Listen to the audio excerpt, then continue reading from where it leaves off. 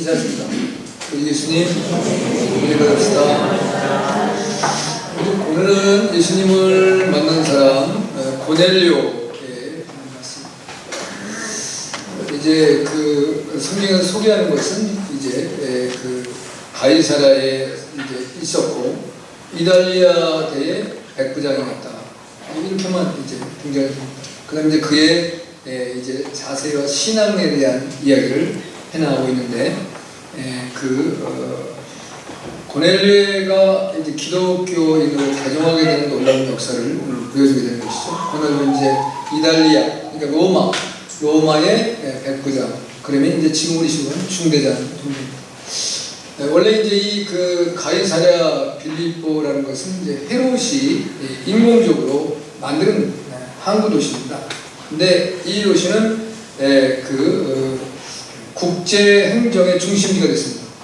그래서 우선 그 유대를 다스리는 총독이 와서 거하는 곳이기도 하지만 뭐 이제 각 지역을 로마에서 이제 파견되어서 나와서 여러 지역으로 이제 흩어지는 중심점이 바로 이 가이사랴 빌립보 지역이 됐어요. 그래서 이제 가이사랴라고 하는 말은 이제 카리사르 이제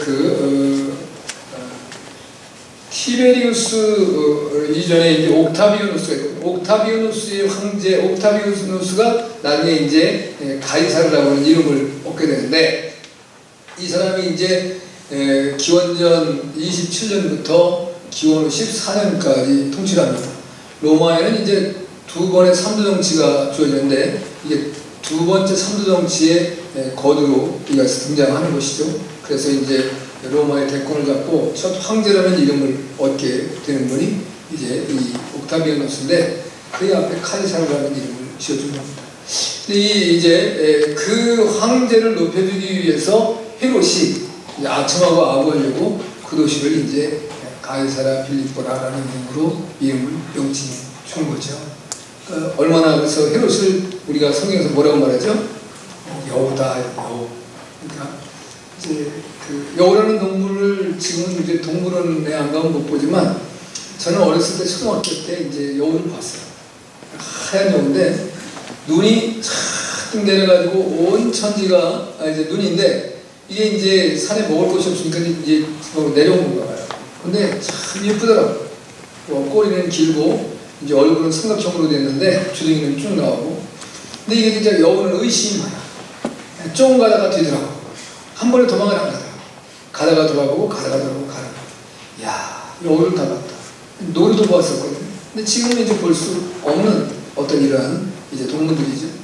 이제 여우에게 뭐 좋은 부분도 있고 나쁜 부분도 있을 텐데 여우에게 있어서 헤롯에게 되면 간교한 자다. 아주 꾀가 많고 간교한 거죠. 이제 꾀가 많은 사람은 참 저 사람은 너무 같아. 이렇게 이제 표현을 쓰잖아요. 이제 그런 모습으로서 로마에다가 아첨을 하고 아부해서 자기의 그 왕조를 잘 이어가려고 하는 꿈과 희망이 있습니다. 왜냐하면 이 헤롯은 이제 에돔 사람이잖아요. 이제 에세의 후손으로서 결국 이스라엘의 통치자가 될 수 없는 자인데 통치자가 되는 거예요. 참 대단한 이제 그 지혜와 그 아주 간교함의 지혜가 있는 거죠.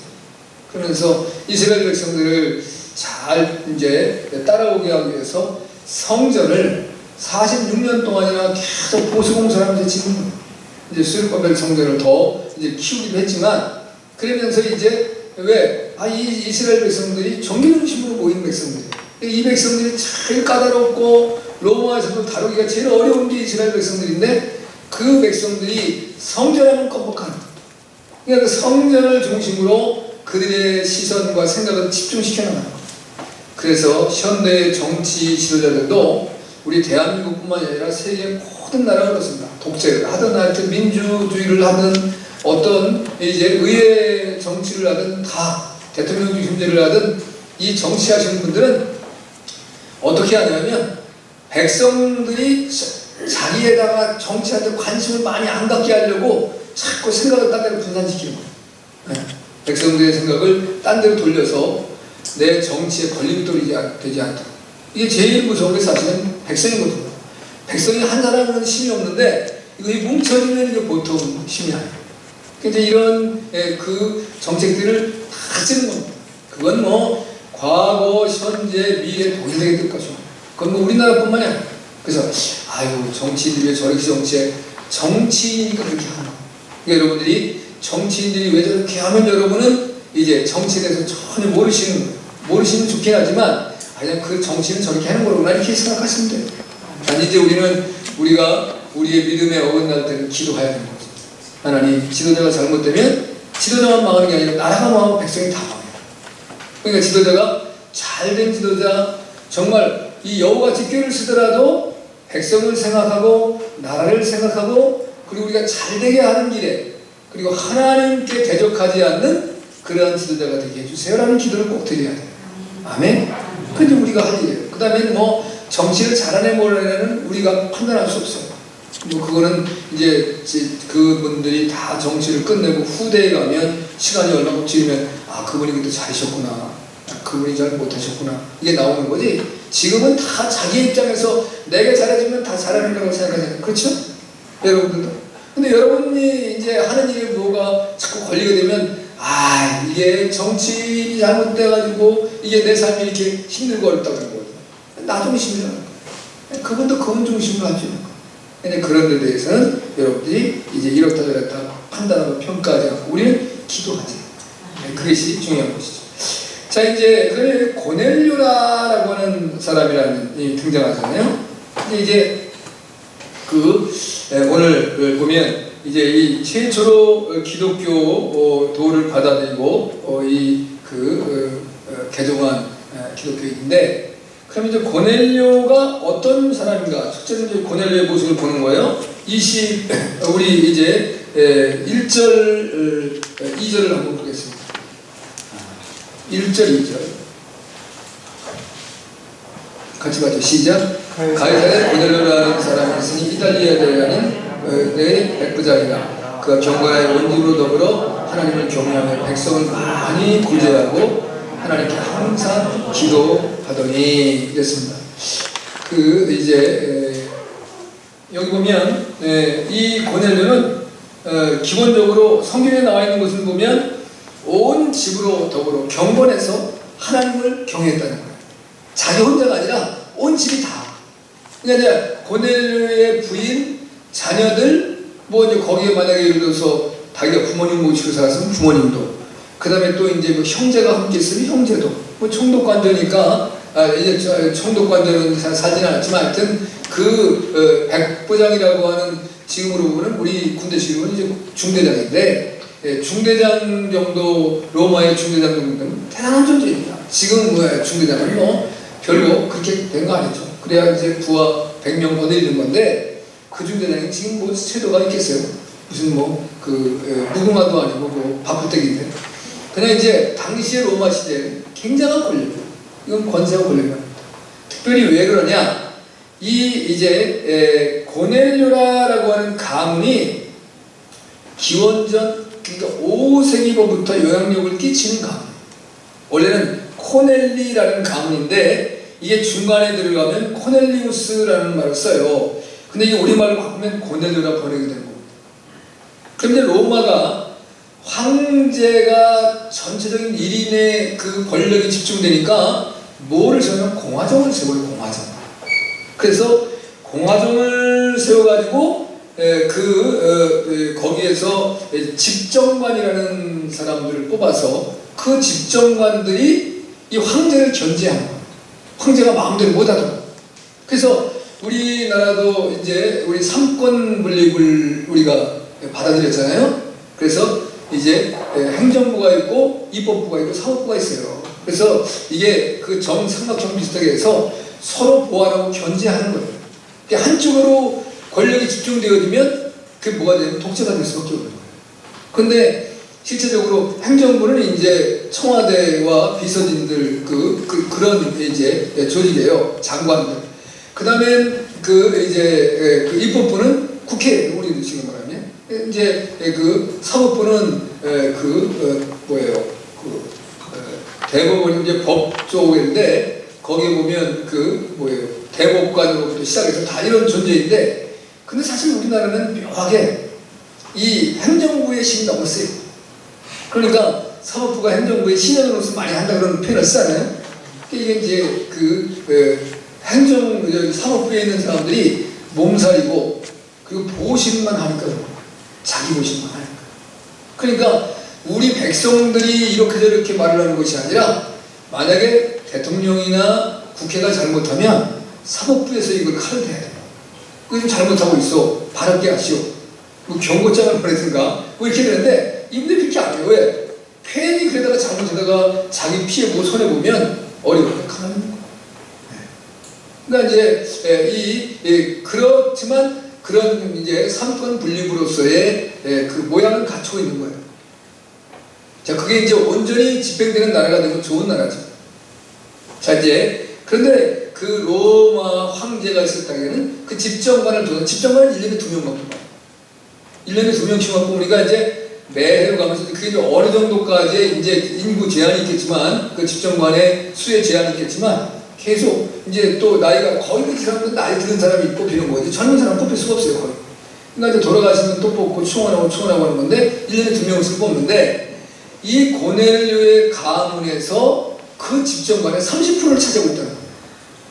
그러니까 고넬료는 당시에 이제 이 고넬료가 이 가이사랴 빌립보 지정에서 중대장 역할을 할 때는 그 로마의 황제가 누구냐면 칼리클레예요. 칼리클레는 황제로서는 세 번째 황제. 그러니까 이게 옥타비우스 황제의 증손자뻘 되는 자예요. 그런데 이제 이가 보통 아주 악독한 사람이 아니에요. 칼리클레는 아주 하면 이를 부글부글 가는 거예요. 그러니까 여러분 뭐 연극 좋아하시는 분은 이 칼리클레에 대한 연극 엄청 나오잖아요. 우리나라에서 많이 해요.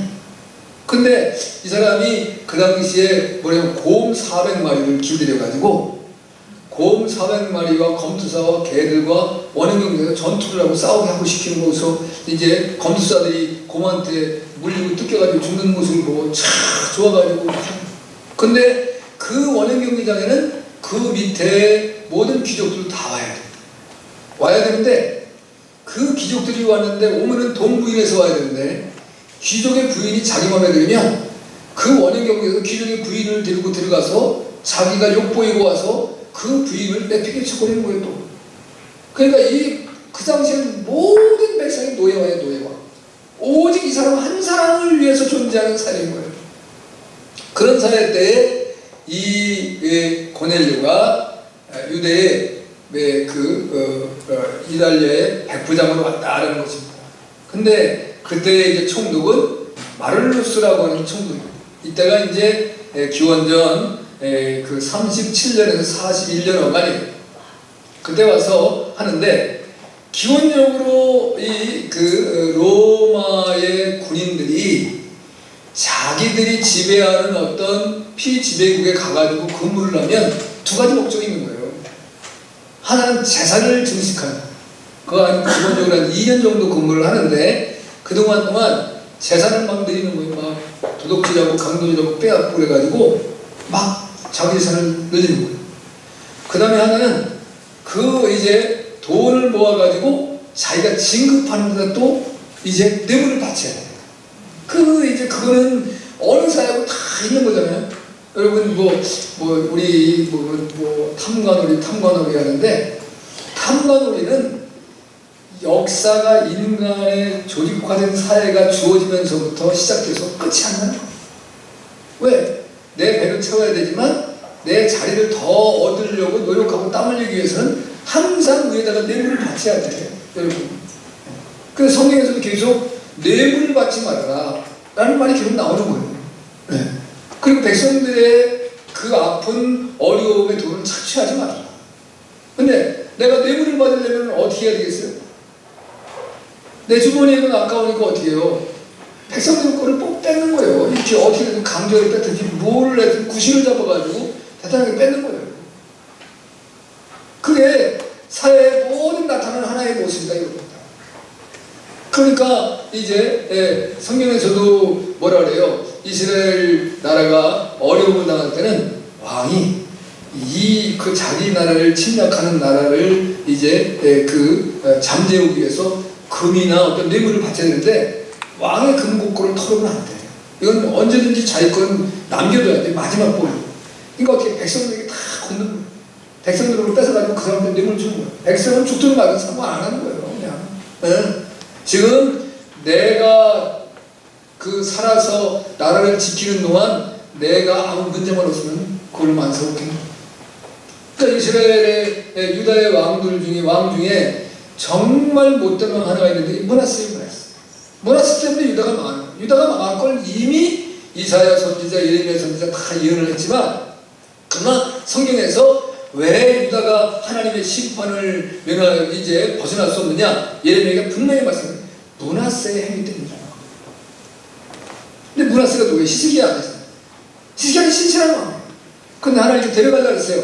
다 나라를 잘 이제 견고하게 세우고 하나님의 신앙을 굳건하게 만들어놨을 때 하나님께서 이제 데려가려고 해서 이사야가 와서 그럽니다. 왕이요, 이제는 왕의 삶의 모든 준비를 하세요. 그건 뭐냐면 하나님께 갈 준비하고 다음 차기의 왕이 누구 될 거도 자식이 아들이 없으니까 이제 어떤 사람을 왕을 세울 것인가를 심사숙고해서 하나님께 기도 결정하시오 이 말이거든. 뭐 정의를 뭐 할 것이요. 죽을 때 하나님 들어가 그냥 아멘하고 가면 되는 거지. 근데 이게 울고 해야 되는 거야. 내가 하나님을 위해서 이렇게 충성했는데 나를 데려가는데 억울해서 못 죽겠습니다. 나 좀 살려주세요. 하도 울고 뭐 이게 왕이란 이 녀석이 나라를 이끌어갈 생각하고 자기 하나님의 말을 날 받을 생각을 안 하고 그것만 하니까 하나님께서 이사야 선지자를 보내서 다시 안 되겠다. 저거 못된 거 같다. 그래가지고 이제 그러면 15년을 더 살릴 텐데 하나님의 일용표 해를 앞으로 15도를 더 가게 하냐 뒤로 10도를 가게 하냐 그랬더니 앞으로 가는 건 자연현상에서 일어나는 거니까 뒤로 빠꾸로 해주세요. 이렇게 욕심도 과하지. 근데 하나님 그것도 들어주세요. 그리고 그의 허리에 종쳐, 지금으로 보면 내가 볼 때는 암 종류의 아니었을까 싶어요. 근데 거기다 무화과 뭉치를 갖다 발라가지고 낫게 해요. 그리고 나서 보너스를 받다니까. 근데 그거 안 나고 그냥 하나님이 데려갈 때 데려갔으면 나라가 바르게 가갈 수도 있었지 않겠어요? 아니 어떻게 될지 모르지만 그러나 근데 그지로 하나님의 뜻을 거역하고 죽어도 살겠다고 하나님 원하는 여러분 천국 가는 게 좋아요? 이제 지옥 같은 세상에 사는 게 좋아요? 천국 가는 게 좋다고 말씀을 하시는데 그럼 지금 가세요? 여러분 좋으세요? 그것도 싫단 말이야. 지금 가려면 아니 지금 좀 더 있다 가야지. 어차피 갈 건데 이 생각으로 다 가는단 말이에요. 아니 천국이 좋은 거 다 아는데 그래서 천국을 본 사람은 죄를 지을까 안 지을까? 죄를 안 짓는다는 거예요. 왜? 하나님이 천국만 보여주는 게 아니라 보너스로 지옥도 보여준다는 거예요.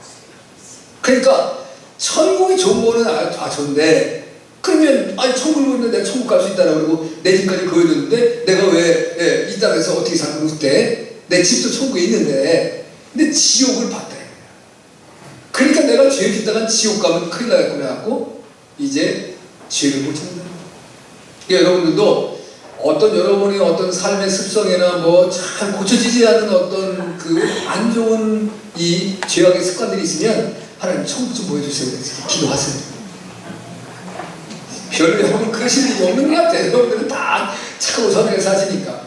그럼 하나님 보여주시다니까요. 그러니까 천국을 봤다는 사람들의 특징은 그들이 내가 볼 때는 백보자 심판대를 받는지 천국을 받는지 모르지만 그러나 죄를 안 짓게 되다. 감사하시고 죄 안 주고 사주시니까 너무 감사한 거죠. 그런 측면에서는 우리가 천국 볼 수 있는 게 너무 행복한 거죠. 할렐루야. 자, 아무튼 그러한 어려운 때란 말이에요.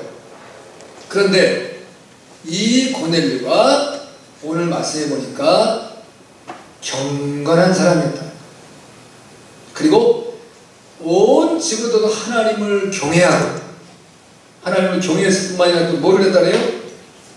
백성을 많이 구제하고. 그럼 거기 백성이 로마 백성이요? 이스라엘 백성이요? 이스라엘 백성이요. 그 자기 민족도 아니야.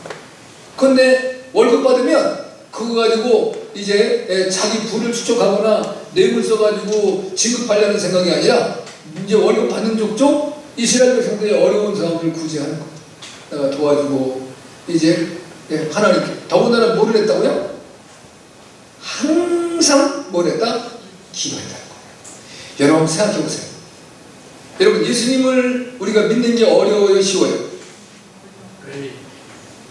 굉장히 쉬워요. 예수님 믿는 거는. 근데 지금은 어려워. 지금 잘 안 믿어 이상하게. 근데 믿는 건 쉬운데 기도하는 건 어려워요? 쉬워요? 어려워요. 여러분 예수님 믿었다고 그 사람이 직관적으로 열심히 기도하고 늘 깨어 기도하고 하세요? 안 돼 이게.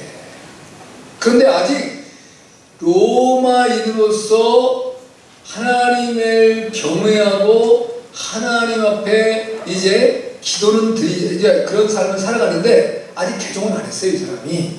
그냥 이제 로마인으로 있는 거예요. 그런데 뭘 했냐? 항상 기도했다. 여러분 이게 얼마나 이 사람이 훌륭하고 신실한 사람이에요. 그래서 제가 이 고넬료를 의로운 이방인이다 그랬습니다. 여러분 예수님 안 믿는 사람들도요 하나님을 믿는 사람이 있어요. 예수님을 안 믿는데. 그런데 생활이 아주 청결한 사람들이 있어요. 네. 많지는 않아. 근데 그런 사람들이 있을 수 있다는 거예요. 그러니까 여러분이 예수님 교회 다니는 사람은 소중하고 교회 안 다니는 사람은 다 지옥 갈 사람이라고 이렇게 생각만 무조건 하지 말라는 거예요.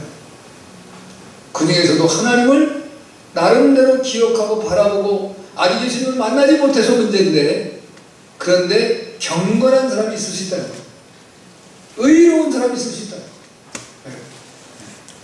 지난 시간에 우리가 율법사 보면서 누가복음 10장에 보면 선한 사마리아의 비유에 대한 말씀 봤잖아요. 그러니까 남들이 볼 땐 저 사람 죄인이야. 저 사람 상종 못할 사람이야. 저 사람이 가까이 가면 내가 지혜가 나한테 옮겨질 것 같아.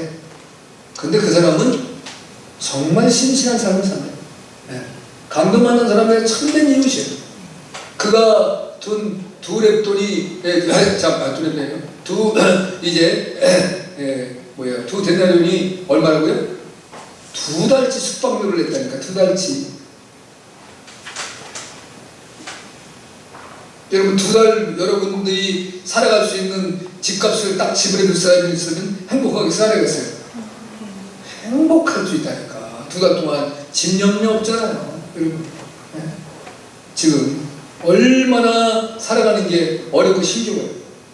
근데 2달치를 누군가 나의 이제 월세를 싹 한 번에 갚아줬어요. 그럼 2달 동안 뭐로 해서 그 다음의 삶을 살아갈 수 있는 이제 동력이 생기고 힘이 생길 수 있겠죠? 그렇게 훌륭했다 이거. 자, 오늘 이 고넬료는 이방인의 사상으로 자랐고 로마 황제를 경배하는 그러한 이제 위치에 있는 사람이에요. 군인이니까 철저히 그걸 해야 돼요.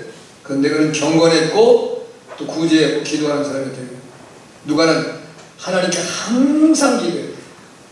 여러분 항상 기도하십니까? 항상 기도하셔야 돼요. 그러니까 우리 데살로니가 이제 전서 5장에도 보면 어떻게 기도하나? 쉬지 말고 기도하라. 쉬지 말고. 여러분 이게 쉼은 필요해요. 그런데 기도를 쉬면 안 돼요. 그러니까 이 쉬지 말고 기도하라는 것은 이스라엘 백성은 하루에 몇 번 기도해요? 3번 기도해요. 이 3번의 기도를 빼먹지 말라는 거예요. 아니 24시간 기도하는 게 아니고 이 3번의 기도 시간을 빼먹지 말고 뭐 한 번 걸리지 말고 계속 하루에 3번씩 기도해라. 아침, 점심, 저녁. 여러분들 3번 하시죠? 희사실 때 하세요. 밥 먹을 때 꼭 기도해. 어떤 사람은 너무 바쁘고 밥 먹을 때도 기도하는 것도 잊어버리신 분이 있을지도 몰라요. 근데 그렇게 바쁘시면 그래요. 바빠도 할 거는 하고 바빠야 돼요. 그러니까 너무 바쁘면 꼭 문제 생깁니다. 너무 바쁘면 문제 생겨요. 그래서 좀 여유 있게 호주에 가면 아주 유명한 동물이 있어요. 캥거루 말고 뭐죠? 호주에서 유명한 동물? 코알라예요. 코알라. 코알라 들어보셨죠? 이 코알라가 뭐하는 동물이요? 잠자는 동물같이 얘기죠. 느려가지고 눈을 거의 뜨는 거를 호주 사람도 잘 못 본대. 그래서 내가 어떻게 번식을 할까 했더니 웃더라고. 어떤 목사님 그거에 알아서 그랬죠. 근데 이게 코알라가 게을러서 게으른 게 아니라 그가 먹는 이제 나무의 잎이 있는데 그 나무의 잎에 그 알코올 성분이 있다는 거예요. 그래서 이게 취해가지고 잠드는 거예요. 이제 그걸 그 잎만을 먹는데 그 잎사귀를 먹으면 알코올 성분이 들어가서 취한다는 거예요. 그런데 놀라웠게 떨어지지는 않아. 그렇잖아요? 이게 취해가지고 이게 꾸벅꾸벅 졸고 잠자는데 그걸 매달리고 해서 안 떨어져. 그 무거운 이제 동물. 참 살궁리는 다 하고 살아. 근데 우리는 기도하는 거 빼먹으면 안 돼. 코알라 같이 게을러서도 안 되지만 이제 너무 바빠가지고 우리가 기도하는 걸 놓치면 안 된다. 여러분이 정말 열심히 기도하는 여러분 되시길 바라요. 아멘. 그래서 여기 기본적으로 이제 그가 경외를 했는데 여기 보면 구제했다라는 것을 원문에 보면 하나님께 헌금을 드리는 것과 같은 의미로 용어로 쓰여요. 그러면 이 사람이 일반 신앙인으로 생각한다면 하나님께 물질을 드리는데 여기 보니까 특출나게 이게 많은 또는 특출나게 물질을 드렸다 이렇게 있어요. 그러니까 자기가 월급 받아가지고 거의 그렇게 쓰는 거예요. 나기 가족 생활할 거 외고 나머지는 다 하나님께 드려서 이스라엘 백성이 어렵고 힘겨운 사람들 먹고 살고 구제하게 만드는 거예요. 여러분 헌금을 세계에서 제일 많이 하는 민족이 어느 민족일까요? 예? 이스라엘 민족이 이스라엘 민족. 왜냐하면 이스라엘은 경험이 있어. 하나님의 말씀을 지키고 살지 않았다가 이제 완전히 나라가 패망돼서 2000년 동안 성전은 주지 말고 나라도 없었어요.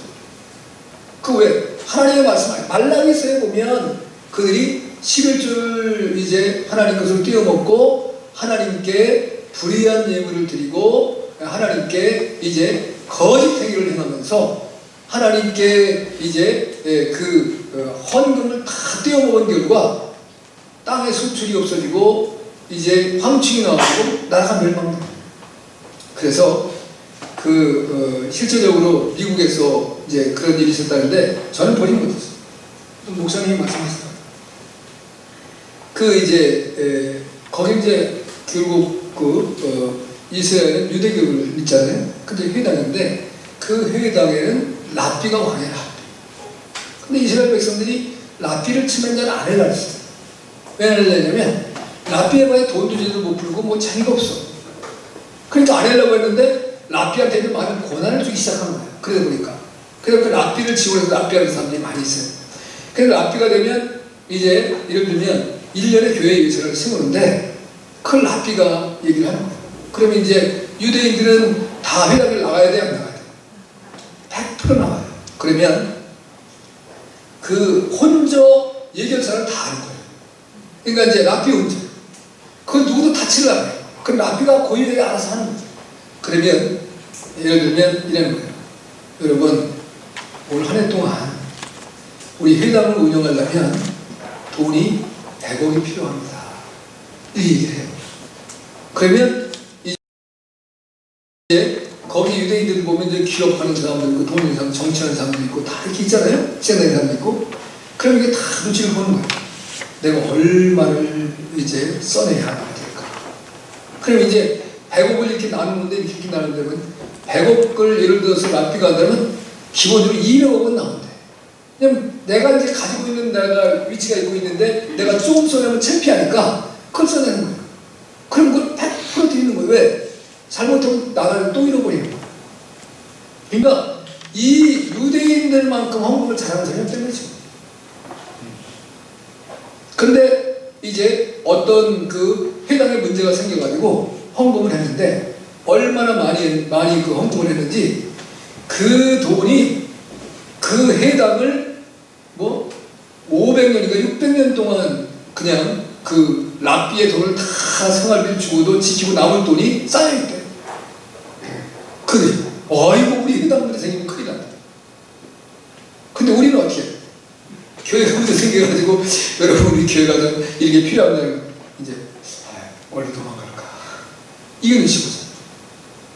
이렇게 이스라엘에서는 예수님만 이제 구주로 영접을 안 한 것이 문제인데 그들은 하나님 앞에 아주 최선을 다. 그리고 하나님의 말씀을 지키려고 유대인들이 되면 성년이 될 때까지 모세오경을 암송한다니까요. 모세오경이 뭐예요? 창세기 몇 장까지 있어? 50장.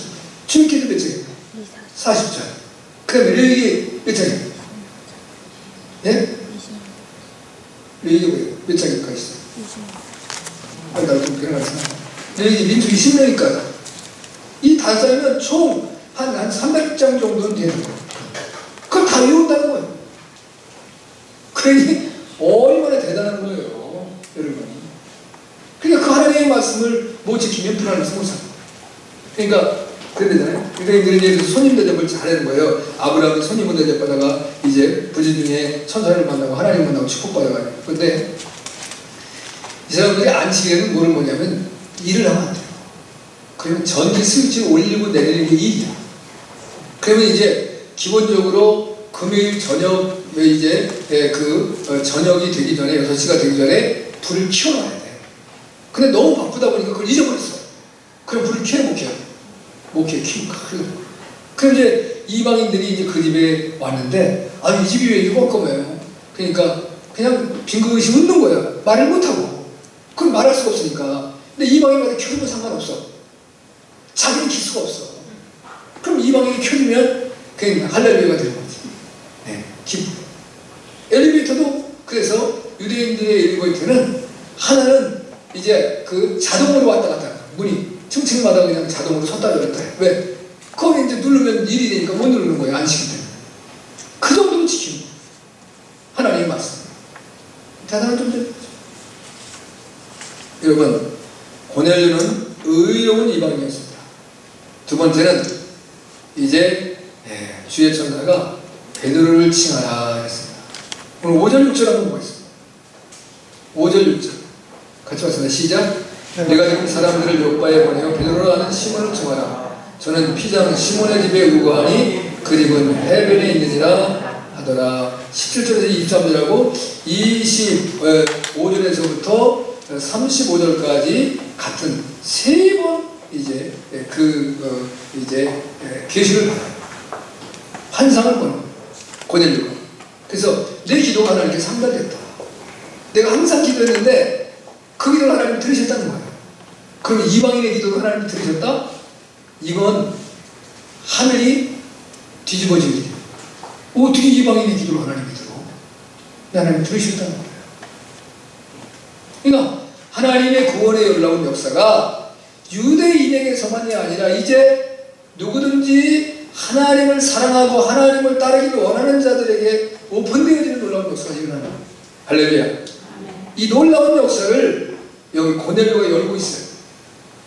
아니, 하나님께서 사도행전 9장에서 이제 사울을 바울 만드시고 다메섹에서 변화시켜서 이방인의 제사장을 만드시는 역할을 하셔요.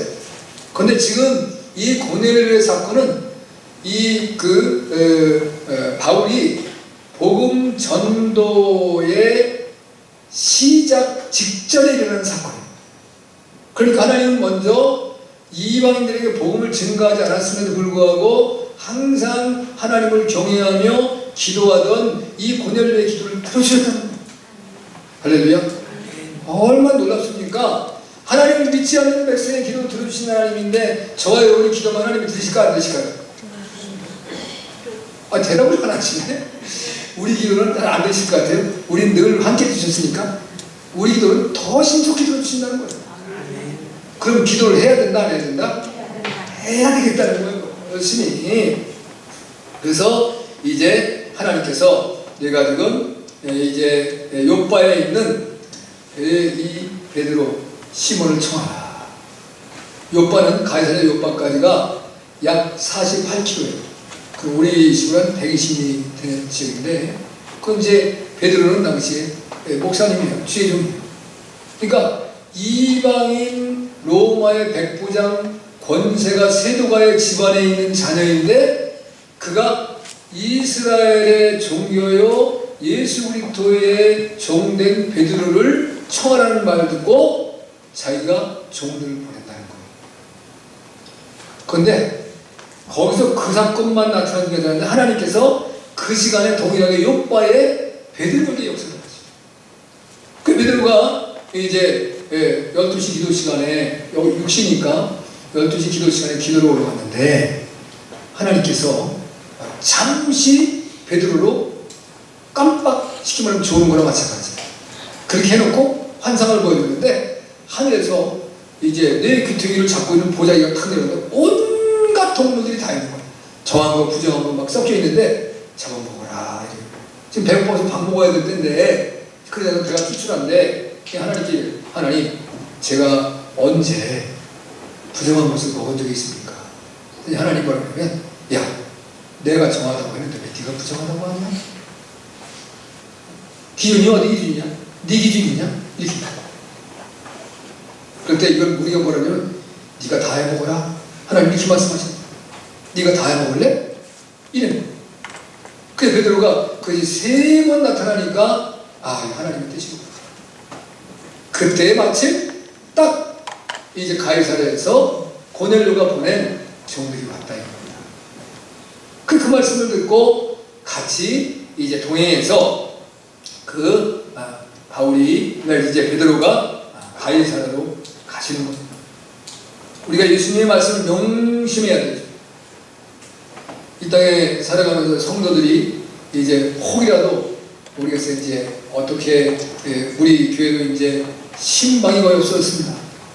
그 전에 제가 와서 한참은 뭐 10몇 년 동안은 봄 신방 또 가을 신방을 했는데 일하시려고 바쁘시고 피곤하시고 또 이제 그러다 보니까 집안 정리도 안 되는데 목사님 오신다면 또 막 오히려 기쁨보다는 이거저거 막 집어쳐야 되고 정신없고 그래서 제가 이제 원하시는 분 해드리겠습니다. 거의 원하지 않아요. 신방이 필요 없는 시대가 됐구나. 근데 사실은 여러분이 목사님을 집에 초대하고 그래서 기도를 받고 말씀을 받는 게 참 축복이에요. 성경은 이제 마태복음 10장 42절에서도 나 보내신 이를 영접하는 것은 나를 영접하는 거다라고 주님이 말씀하세요. 마태복음 2장 40절에도 작은 자, 그 당시에 이제 주의 종들이 작은 자에게 한 것이 나에게 한 것이다. 주님 이렇게 말씀하셨거든요. 바울은 갈라디아 성도들과의 관계 속에서 바울이 육적으로 약한 것이 있었는데 특별히 이제 눈이 안 좋아서 바울이 그 다메섹 사건 이후로 그 눈은 뜨긴 떴지만 눈에 늘 안질로 고생했다는 표현이 있잖아요. 또 어떤 사람은 뭐 간질을 했을 것이다. 그건 뭐 그 역사적으로 정확하게 규명된 거 아닙니까? 그런데 이 갈라디아 성도들은 바울을 업신 여기도 버리지도 않습니다. 그리고 이들이 뭐라고 말하냐면 할 수만 있으면 내 눈이라도 빼서 바울 선생님에게 드리고 싶습니다. 이런 겁니다. 어떻게 그 귀한 눈을 빼줄 수 있겠어요? 그 정도로 사랑했다는 거죠. 그 하나님의 은혜와 축복을 받을 수 있는 그런 위치가 되는 거 아니겠어요? 그래서 여러분이 이제 이 고넬료는 그 베드로가 왔을 때 베드로 앞에 무릎을 탁 꿇잖아요. 겸손히. 그리고 베드로는 반말을 하고 고넬료는 존칭을 써줘요. 그러니까 베드로를 하나님의 종으로 높여드리는 거예요. 이게 훌륭한 거예요. 그러니까 고넬료가 예수님을 만나고 난 후에 완전히 뒤바뀌는 사람이에요. 그랬더니 이제 이방인인데 그가 하나님의 구원받은 백성이 되었다는 확증을 하나님 허락해 주시는데 그게 오늘 47절 48절 말씀 성령 받고 세례를 받는데 우리 같이 한번 47절 48절 한번 보겠습니다. 같이 봤습니다. 시작. 이에 베드로가 가로되 이 사람들이 우리와 같이 성령을 받았으니 누가 능히 물로 세례를 줌을 금하리요 하고 명하여 예수 그리스도의 이름으로 세례를 주라 하니라. 저희가 베드로에게 수일을 더 요하기를 청하니라. 그래서 이제 성령 받고 세례를 받는데 이 고넬료가 베드로를 위해서 보내면서 오가는 기간이 한 사흘 정도 걸리잖아요. 근데 그 기간 동안 뭘 했냐면 자기의 친척들을 다 자기 집 그리고 친척과 친구들을 불러.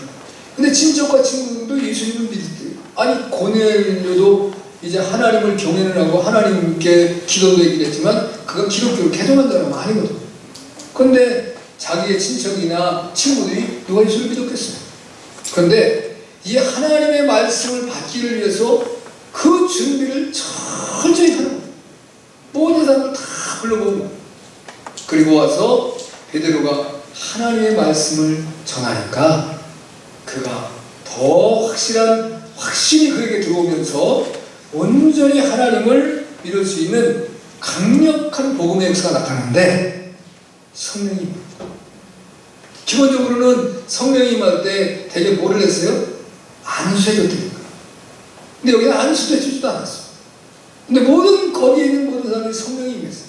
자, 사도행전 2장에 보면 마가의 다락방에 120명의 제자들이 모여서 예수님의 말씀을 이제 부활하시기 전에 주셨던 말씀, 직전에 주신 말씀, 너희가 이 예루살렘을 떠나지 말고 아버지 약속하신 걸 기다리라. 몇 날이 못 되면 성령이 되게 되면 너희가 성령이 임하시면 너희가 권능을 받는다. 권능, 그 능력이 있어야 돼요. 능력을 받으면 전도자가 됩니다. 예수님을 다 한데 전할 수 있다. 네. 사람이 뭐 가지고 있는 힘이나 돈이 많아서 권세가 있어서 복음을 잘 전하는 게 아니라 성령의 능력이 있으면 담대하게 복음을 증거하는 거예요. 할렐루야. 그런데 이들이 그때 모였을 때 뭐였더니 정말 열흘 동안 간절히 기도했더니 오순절날이 이름에 그 오순절날이 성령 강림의 날이 된 거예요. 그래서 이 오순절날은 뭐예요? 추수수확기거든요. 맥주하는 그 놀라운 축복의 날에 하나님의 성령이 강력히 임해서 그들이 나가서 증거했더니 하루에 몇 명이 얘기했다? 3,000명이 회개로 돌아왔다. 할렐루야.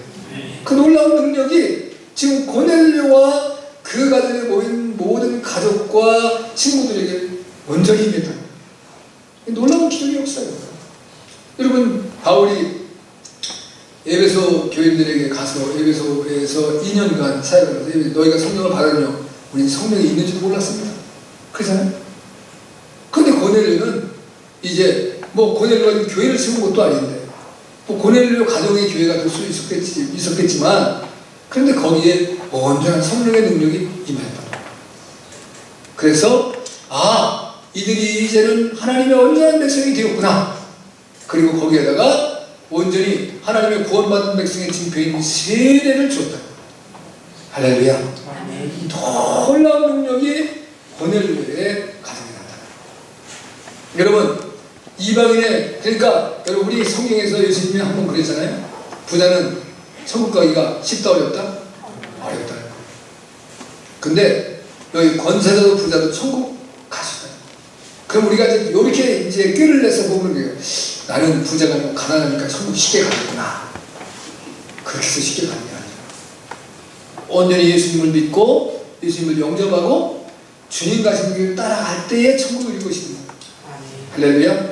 여러분, 이제 이 고넬료는 이방인이었고 이 갈리클라의 그 모든 이제 백성들을 노예화시켜 자기 마음대로 이제 악점을 저지르는 그때의 군인으로서 이스라엘을 와서 이스라엘을 통치하고 그 이제 그 총독의 관절을 그 당시에 대대급의 군대가 왔거든요. 600명. 그 중에 이제 100명을 책임 맡은 백부장이었는데 그런데 그가 자기의 황제에 대한 이제 경외심이 아니라 경건심이 아니라 하나님 여호와를 경외하는 마음을 가지고 기도했더니 누군가가 전도를 했든지 아니면 어떻게든지 이제 예수 그리스도에 대한 이야기를 들었겠지요.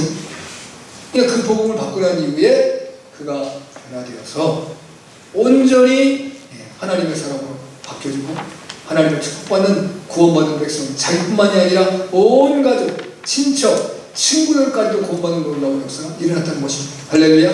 그러니까 내가 권세가 있든 부자이든 아니면 가난하든 또는 이제 별 볼 일 없는 그냥 일반 평민이든 관계없다. 내가 성령 받고 세례 받고 구원받은 하나님의 백성이 되어지면 나와 내 가족과 내 주변에 있는 모든 사람들을 구원받는 놀라운 역사를 이끌어나가는 축복이 줄 수 있다. 그럴 은혜가 저를 모두에 넘쳐나는 은혜가 있길 주님을 축복합니다. 아멘.